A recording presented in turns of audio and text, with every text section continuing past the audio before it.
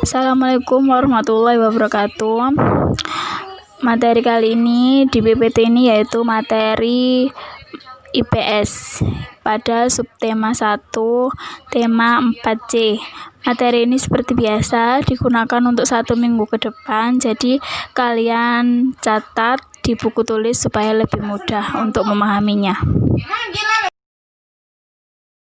Yang pertama yaitu lingkungan alam perairan. Wilayah perairan adalah bagian dari permukaan bumi yang digenangi air. Contoh wilayah alam perairan yang ada di bumi ini yaitu laut. Laut adalah kumpulan air asin dalam jumlah yang banyak dan sangat luas. Pantai. Pantai adalah tempat yang menunjukkan garis batas antara perairan dan daratan. Pantai ada yang landai dan ada yang curam. Wilayah perairan yang ketiga yaitu selat. Selat adalah wilayah perairan yang sempit dan menghubungkan dua bagian daratan yang besar. Contohnya menghubungkan dua pulau, disebut selat. Yang keempat adalah sungai. Sungai adalah aliran air yang besar yang terdapat di daratan. Sungai mengalir dari hulu ke hilir. Nah, berikut adalah gambar-gambar dari lingkungan alam perairan, laut, selat, pantai, dan sungai, agar kalian lebih paham.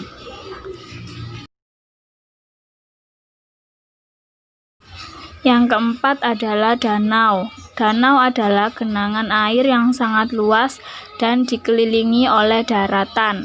Contohnya pada gambar itu, Danau Toba, danau apapun yang kalian tahu. Samudra. Yang kelima samudra. Samudra adalah lautan yang sangat luas. Contohnya Samudra India, Samudra Atlantik, seperti yang ada pada gambar. Yang keenam ada rawa. Rawa adalah tanah yang rendah dan genangan air dan digenangi air. Biasanya banyak tumbuhan air dan dasar tanahnya berlumpur, seperti contoh pada gambar. Nah, sekarang kita akan mengenal kota yang disebut sebagai poros maritim dunia. Kota Tual adalah kota yang akan dijadikan poros maritim dunia. Sumber daya alam yang terdapat di kota Tual yaitu rumput laut. Mata pencaharian penduduk Tual adalah nelayan. Potensi wisata di bidang bahari. Setelah kita mengenal wilayah perairan, kita akan belajar tentang dataran rendah. Dataran rendah adalah suatu hamparan tanah lapang dengan ketinggian yang relatif rendah, yaitu tidak lebih dari 200 meter di atas permukaan laut. Suhu udara di daratan rendah berkisar antara 23 derajat Celcius sampai 28 derajat Celcius sepanjang tahun. Sekarang kita akan mengenal hewan dan tumbuhan yang hidup di dataran rendah.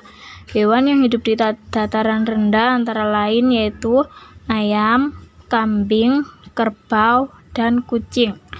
Contoh tumbuhan yang tumbuh di dataran rendah antara lain anggrek, leci, mangga, mawar.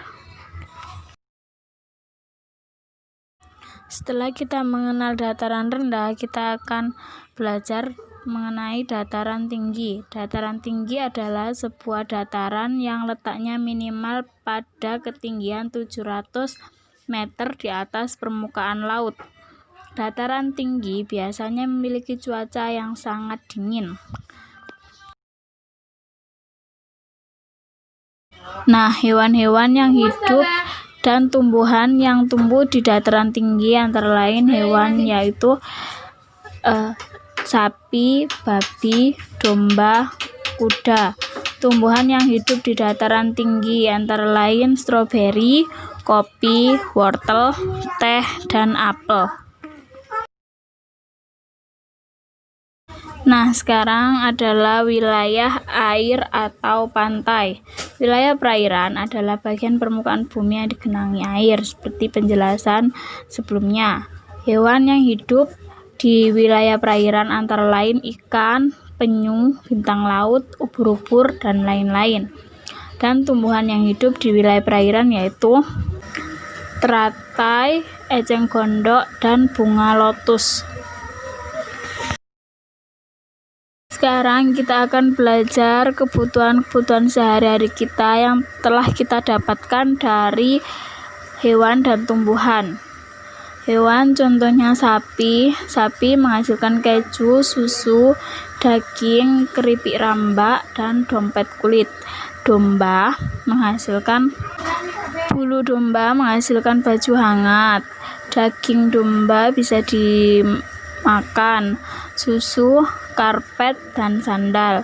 Sedangkan ayam menghasilkan telur, daging, kemoceng, pupuk, dan hiasan dinding. Sekarang tumbuhan dan manfaatnya. Tumbuhan yang dimanfaatkan sebagai makanan adalah ada padi, bayam, kangkung, singkong, ubi jalar, dan lain-lain. Tumbuhan yang dimanfaatkan sebagai perawatan tubuh adalah lidah buaya, jahe, mahkota dewa, daun sirih, dan kunyit, dan masih banyak lagi. Tumbuhan yang dimanfaatkan sebagai pakaian adalah kapas, pisang, linen, eceng gondok, dan kenaf. Tumbuhan dimanfaatkan sebagai peralatan rumah tangga, kayu jati, rotan, bambu, kelapa, dan mahoni. Alhamdulillah, materi kali ini sudah selesai. Wassalamualaikum warahmatullahi wabarakatuh.